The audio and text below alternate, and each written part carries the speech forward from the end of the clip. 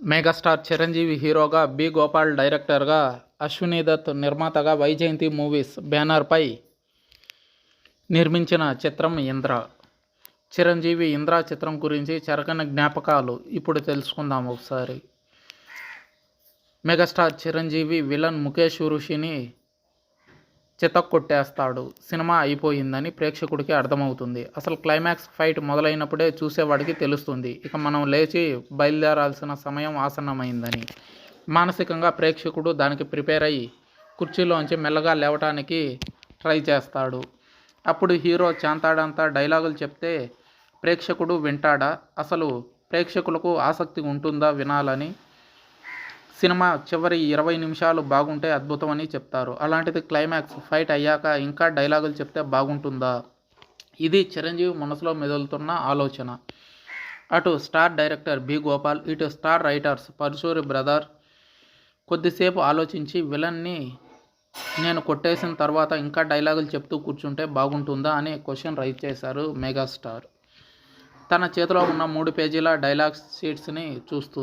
ఆ సినిమాకు director B. Gopal. కానీ విచిత్రం ఏమిటంటే ఆ సినిమాకు సంబంధించి క్లైమాక్స్ ఫైట్స్ను పరుశూరి గోపాలకృష్ణ డైరెక్ట్ చేశారు. విలన్ ముఖేష్ ఋషిని కొట్టిన తర్వాత చిరంజీవి 3 పేజీల డైలాగులు చెప్పాల్సి ఉంటుంది. తాము కష్టపడి ఎంతో ఇష్టపడి రాసిన డైలాగ్స్ అవి. అయితే విలన్ను కొట్టేసిన తర్వాత చిరంజీవి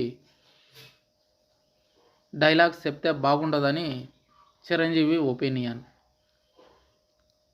రైటర్స్గా తమకు అదే నిజం అనిపించింది. స్క్రిప్ట్ రాసేటప్పుడు ఉన్న ఎమోషన్ వేరు, ప్రాక్టికల్గా చిత్రాన్ని తెరకెక్కించేటప్పుడు ఉండే ప్రాక్టికాలిటీ వేరు. 3 పేజీల డైలాగులు చెప్తే జనం వినటానికి ఉండరు. దాన్ని కుదించి ఒక ముక్కలో చెప్పాలి. అలా ఆలోచిస్తూ వెంటనే పెన్ను పేపరు తీసుకుని పక్కకు వెళ్ళి కొద్ది నిమిషాల్లోనే అద్భుతమైన డైలాగు రాసుకొచ్చి చిరంజీవి చేతిలో పెట్టారు పరుశూరి గోపాలకృష్ణ. ఆ డైలాగే, నరుక్కుంటూ వెళితే అడవి అన్నది మిగలదు, చంపుకుంటూ వెళ్తే మనిషి అన్నవాడు మిగలడు అనే డైలాగ్. ఆ డైలాగ్తో సినిమా ఎండ్ అవుతుంది. 'ఇంద్ర' సినిమా సారాంశం మొత్తం ఆ ఒక్క డైలాగుతో వచ్చేసింది. ఆ డైలాగుతో సినిమాకు ముగింపు వచ్చేసింది. చిరంజీవికి ఆ సందేహం రాకపోయినా వచ్చినా మొహమాట పడి క్లైమాక్స్ వేరే విధంగా ఉండేది. మొహమాట పడి ఉంటే క్లైమాక్స్ వేరే విధంగా ఉండేది. అలాగే క్షణాల్లో డైలాగులు రాయగల సత్తా ఉన్న పరుశూరి బ్రదర్స్ పెన్ పవర్ చూపించారు మరొక్కసారి ఆ డైలాగ్తో. మెగాస్టార్ చిరంజీవి పుట్టినరోజు star production house Vyjayanthi movies 50 ఏళ్ల సంబరాలు మొదలయ్యాయి. ఈ 2 విశేషాలను పురస్కరించుకొని 'ఇంద్ర' సినిమాని ఆగస్టు 22న రిలీజ్గా ప్రేక్షకుల ముందుకు మరోసారి తీసుకురావడానికి సన్నాహాలు చేస్తున్నారు నిర్మాత అశ్వినీ దత్. చిరంజీవి హీరోగా, బి. గోపాల్ డైరెక్టర్గా, కథా రచయితలుగా పరుశూరి బ్రదర్స్,